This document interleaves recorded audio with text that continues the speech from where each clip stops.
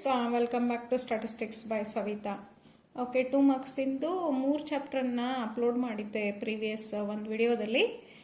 But ಮತ್ತೆ message ಹಾಕ್ತಾ ಇದ್ರಿ, ಅದ್ರ ಸಂಬಂಧ ನಾನು ಮತ್ತೆ 2 ಚಾಪ್ಟರ್ನ ನಾನು SQC ಮತ್ತು ಆಪರೇಷನ್ ರಿಸರ್ಚನ್ನು ಹಾಕಬೇಕು ಅಂದ್ಕೊಂಡು 2 ಅಂದರೆ ನಿಮ್ಗೆ 5 ಕ್ವಶನ್ ಇಲ್ಲಿ ಆಗ್ತದೆ. ಬಟ್ ನಾನು ಇಲ್ಲಿ ಕನ್ಸಿಡರ್ ಮಾಡಿರೋದು ಥಿಯರಿ ಮಾತ್ರ ಕನ್ಸಿಡರ್ ಮಾಡಿದ್ದೇನೆ. ಮತ್ತು ನಾಳೆ ನಿಮಗೆ ಪ್ರಾಬ್ಲಮ್ ಬರ್ಬೋದು. ಪ್ರಾಬ್ಲಮ್ಸ್ ಅಂದರೆ 5 ಮಾರ್ಕ್ಸಲ್ಲಿ ನೀವು ಹೆಂಗಾದರೂ ಮಾಡಿರ್ತೀರ. ಪ್ರಾಬ್ಲಮ್ಸು 5 ಮಾರ್ಕ್ಸ್ 10 ಮಾರ್ಕ್ಸಲ್ಲಿ ನೀವು ಕವರ್ ಮಾಡ್ಕೊಂಡಿರ್ತೀರ. ಅದೇ ಸ್ಮಾಲ್ ಇದರಲ್ಲಿ 2 ಮಾರ್ಕ್ಸಿಗೆ ಆಗುವಂಗೆ ಕೊಡ್ತಾರೆ ಅವರು. ಓಕೆ, ಇಲ್ಲಿ ಸ್ಟಾಟಿಸ್ಟಿಕಲ್ ಕ್ವಾಲಿಟಿ ಕಂಟ್ರೋಲ್ ಇಲ್ಲಿ 2 ಮಾರ್ಕ್ಸಿಂದು ಫಸ್ಟ್ ಕ್ವಶನ್. ನಾನು ಟೈಮ್ ವೇಸ್ಟ್ ಮಾಡಲ್ಲ ನಿಮ್ಮದು. ನೋಡಿ, ನಾನು ಡೈರೆಕ್ಟ್ ಕ್ವಶನ್ ಆನ್ಸರ್ ಮಾಡ್ತಾ ಹೋಗ್ತೀನಿ.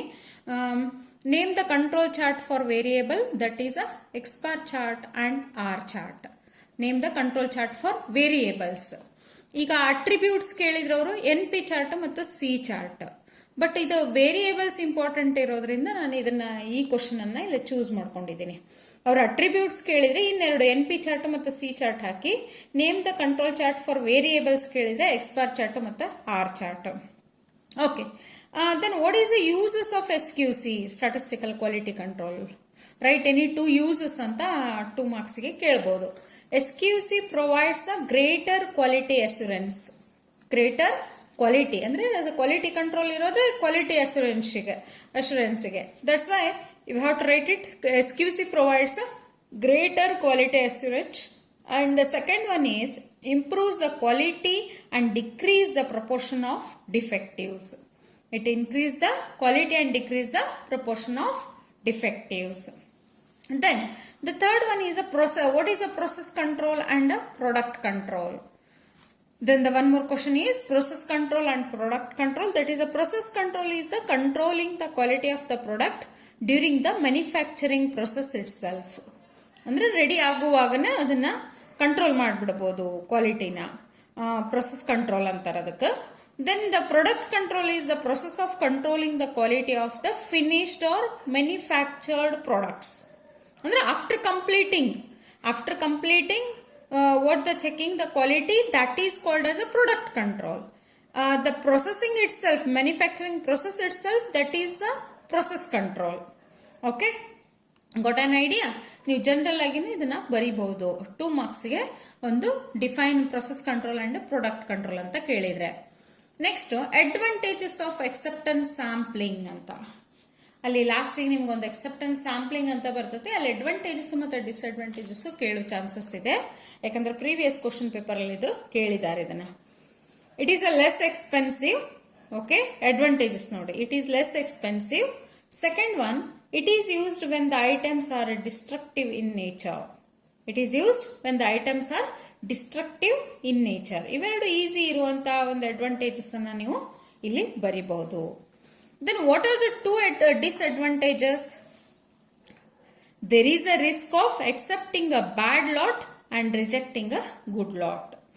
Disadvantage ಏನಂದ್ರೆ ರಿಸ್ಕ್ ಇರ್ತದೆ, ಯಾಕಂದ್ರೆ accepting a bad lot and rejecting a good lot.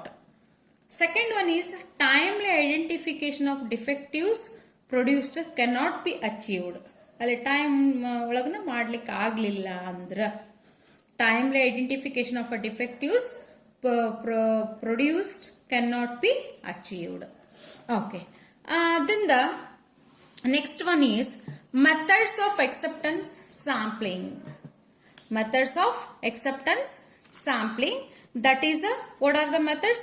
First one is SSP and DSP, single sampling plan and double sampling plan. Second one operation research ಮೇಲೆ ಇವಿಷ್ಟು questions important ಇರೋದ್ರಿಂದ ಅವಿಷ್ಟೇ questions ಅನ್ನ ನಾನು ತಗೊಂಡಿದ್ದೀನಿ. ಇದರಲ್ಲಿ ನಿಮಗೆ 2 ಮಾರ್ಕ್ಸಿಗೆ ಇನ್ನೂ ಒಂದು ಹೇಳ್ತಾ ಇದ್ದೀನಿ ನಾನು, ಲಕ್ಷ ಕೊಟ್ಟು ಕೇಳಿ. ಇದನ್ನು ಕಂಟ್ರೋಲ್ ಚಾರ್ಟ್ ಕೂಡ ಕೇಳ್ಬೋದು. UCL, right UCL and LCL of NP chart ಅಥವಾ C ಚಾರ್ಟ್, ಅಥವಾ ಲ್ಯಾಂಬ್ಡಾ ಡ್ಯಾಶ್ ಒಂದು ವ್ಯಾಲ್ಯೂ 0.4 ಅಂತ ಕೊಟ್ಬಿಟ್ಟು right the LCL and UCL ಅಂತ ಕೇಳ್ಬೋದು ನಿಮ್ಗೆ. ಅಂದ್ರೆ lambda dash -3 × square root of lambda dash lambda dash plus 3 into square root of lambda dash. ಈ ಟೈಪ್ LCL UCL ಅನ್ನೋರು ಕೇಳ್ಬೋದು. ಬಟ್ ನಾ ಪ್ರಾಕ್ಟಿಕಲ್ ಕ್ವಶನ್ ಇಲ್ಲಿ ತಗೊಳ್ಳಿಲ್ಲ ಇದು SQC ಅಲ್ಲಿ, ಯಾಕಂದ್ರೆ ಒಂದಿಷ್ಟು ಥಿಯರಿ ಕ್ವಶನ್ಸ್ ಬರೋದ್ರಿಂದ ಅದಷ್ಟು ನೀವು ಮಾಡ್ಕೊಂಡಿರ್ತೀರಾ. LCL UCL ಎಲ್ಲದಕ್ಕೂ ಬಹೆಟ್ ಮಾಡಿರ್ತೀರಾ 5 ಮಾರ್ಕ್ಸ್ಗೆ. ದಟ್ಸ್ ವೈ ಅದೊಂದು ಮಾಡ್ಕೊಂಡ್ಬಿಡಿ ಅಲ್ಲೇ. ಓಕೆ, ದೆನ್ ಆಪರೇಷನ್ ರಿಸರ್ಚ್ ಬಂದಾಗ mention 2 properties of a game theory. Operation research ಅಲ್ಲಿ ಇನ್ನೊಂದು ಹೇಳ್ತೀನಿ ನಿಮಗೆ, ಮ್ಯಾಕ್ಸಿಮಮ್ 1 ಮಾರ್ಕ್ 2 ಮಾರ್ಕ್ಸ್ಗೆ ಗೇಮ್ ಥಿಯರಿ ಕೇಳೋ ಚಾನ್ಸಸ್ ಇದೆ. ಗೇಮ್ ಥಿಯರಿ ಕೇಳಿದ್ರಂದ್ರಲ್ಲಿ ಪ್ರಾಬ್ಲಮ್ ಕೊಡ್ಬೋದು, ಸಣ್ಣದೊಂದು ಪ್ರಾಬ್ಲಮ್ ಕೊಟ್ಬಿಟ್ಟು ನಿಮ್ಗೆ ಕೇಳ್ಬೋದು. ಅದನ್ನ ಬಿಟ್ರೆ ಥಿಯರಿ ಬಹಳ ಕ್ವಶನ್ಸ್ ಆಪರೇಷನ್ ರಿಸರ್ಚ್ ಅಲ್ಲಿ ಬರುವುದಿಲ್ಲ.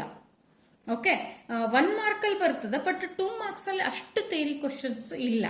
ಆದ್ರೂ ಇಲ್ಲಿ ಒಂದೆರಡು ನಾನು ತಗೊಂಡಿದ್ದೀನಿ ನೋಡಿ. ಇಲ್ಲಿ mention 2 properties of a game theory. What are the properties of a competitive game theory? Game ಅಂತ ಬಂದಾಗ first one is a number of players is finite. Second one is each player has a finite number of courses of action. You have to write these 2 properties. Then transportation ಬಂದಾಗಲೇ the solution this solution is a non degenerate ಅಂತ question mark ಇರ್ತದಲ್ಲೇ. Okay, ನಿಮ್ಗೆ ಈ ರೀತಿ ಒಂದು table ಕೊಟ್ಟಿರ್ತಾರೆ ಅವರು, ಇಲ್ಲಿ allocation form ಮಾಡಿರ್ತಾರಲ್ಲಿ ಇದರಲ್ಲಿ. ಓಕೆ, ಈ ರೀತಿ ಕ್ವಶನ್ಸ್ ಬಹಳ ಕೇಳಿದ್ದಾರೆ ಎಕ್ಸಾಮ್ಸಲ್ಲಿ, ಪ್ರೀವಿಯಸ್ ಎಕ್ಸಾಮ್ಸಲ್ಲಿ. ನೋಡಿ ಏನಿದೆ ಅಂತಂದ್ರೆ, ಈಗ ಡಿಜೆನರೇಟ್ ನಾನ್ ಡಿಜೆನರೇಟ್ ಐತೆ ಇಲ್ಲೋ ಚೆಕ್ ಮಾಡೋಣ ಅಂತ. Number of allocation is equals to m plus n minus 1. Number of allocation ಎಷ್ಟಿದಾವು? 1 2 3 4 ಅಂದ್ರೆ 4. These 4 are the number of allocations. Then what is this one? M plus n minus 1. What is m? 1 2 3. What is n? 1 2 3. 3 plus 3 minus 1. 4 is not equal to a 5 because 3 plus 3 is a 6. 6 minus 1, that is a 5. It's not equal to. Then if it is not equal to, then it is a degenerate solution. If it is equal to, ಈಗ 4 equal to 4 ಬಂತಂದ್ರೆ ಅದಕ್ಕೆ ನೀವು ನಾನ್ degenerate solution ಅಂತ ಹೇಳ್ತೀರಿ. ಈ ರೀತಿ ನಿಮಗೆ questions ಬರ್ಬೋದು. ಇದು 4ರದ ಬರ್ತದೆ ಅಂತ ಹೇಳತ್ತಿಲ್ಲ ನಾನು, ನಾನ್ ಡಿಜೆನರೇಟು ಇರ್ಬೋದು. ಓಕೆ, ಇದನ್ನೊಂದು ಈ ಟೈಪ್ ಒಂದು ಕ್ವಶನ್ ಅನ್ನ ಮಾಡ್ಕೊಂಡ್ಬಿಡಿ. Then find the value of the game. ನಿಮ್ಗೆ ಈಸಿ ಐತಿ, ಅದು ಗೊತ್ತೈತಿ. Player A1 A2 B1 B2 ಕೊಡ್ತಾರ. ರೋ ವೈಸ್ ನೋಡಿದಾಗ ಮಿನಿಮಮ್ ನೋಡ್ತೀರಿ, ಕಾಲಮ್ ವೈಸ್ ನೋಡಿದಾಗ ಮ್ಯಾಕ್ಸಿಮಮ್ ನೋಡ್ತೀರಿ. ರೋ ವೈಸ್ 4 ಇದನ್ನ ನೀವು ಸರ್ಕಲ್ ಮಾಡ್ತೀರಿ. ಇಲ್ಲಿ 2 2 2 ಇದು ಸೇಮ್ ಇದಾವೆ, 2 ಸರ್ಕಲ್ ಮಾಡೀನಿ. ಮ್ಯಾಕ್ಸಿಮಮ್ 8 ಬಾಕ್ಸ್ ಮಾಡೀನಿ. ಇಲ್ಲಿ 4 ಮ್ಯಾಕ್ಸಿಮಮ್ ಇರೋದ್ರಿಂದ ಬಾಕ್ಸ್ ಮಾಡೀನಿ. Then which one is circled as well as box, that is the value of the game. Value of the game is equals to 4. Okay. Then what is the advantages of a inventory theory? What are the advantages ಅಥವಾ uses of inventory theory ಅಂದಾಗ, first one, fast shipment of goods to a customers. Fast shipment of a goods to a customers. Inventory means inventory is nothing but it is a stock of goods. Second one is a profit due to increasing market price. Profit due to increasing a market price. Okay. Then you have to take these 2 advantages. Okay. ಇಲ್ಲಿ theory ಬಂತು ನೋಡ್ರಿ inventory ಇದು. Inventory theory ಬಂದಾಗ, inventory practical ಬಂತು. ಇಲ್ಲಿ theory ನೀವು ಈ ರೀತಿ ಕ್ವಶನ್ಸ್ ಅನ್ನು, ಒಂದು ಕ್ವಶನ್ ತಗೊಂಡಿದ್ದೀನಿ, ಆ ಕ್ವಶನ್ ಆ ರೀತಿ ಬರಬಹುದು ಅಂತ ಹೇಳಿ.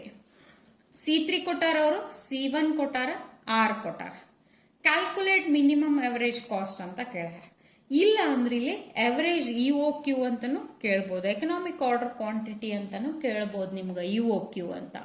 ಓಕೆ, 2C3R/7 ಅದನ್ನ ತಗೋಬಹುದು. ಅಥವಾ ಇಲ್ಲಿ ಕ್ಯಾಲ್ಕುಲೇಟ್ ಮಿನಿಮಮ್ ಅವರೇಜ್ ಕಾಸ್ಟ್ ಕೇಳಿರೋದ್ರಿಂದ you have to take it as a 2C3R C1. Then 2 into 50 into R is a 5000, C1 is a 3. Then if have to take us multiply and take a square root, that is a 1224.74. Okay, this is a one question just I showed you, but these type of figures they will ask, or any formula you have to substitute. What given na, you have to substitute that formula. Then state the condition under which EOQ without shortages is applied. ಅಂದ್ರೆ model 1 ಅಂತ ಕೇಳಿದ್ರ, shortages ಇಲ್ಲ ಅಂತ ಕೇಳಿದ್ರ ಅವರು, ಅಲ್ಲಿ uniform demand, instantaneous production, shortages are not allowed, lead time is 0. Okay, this is a model 1 ಅದು.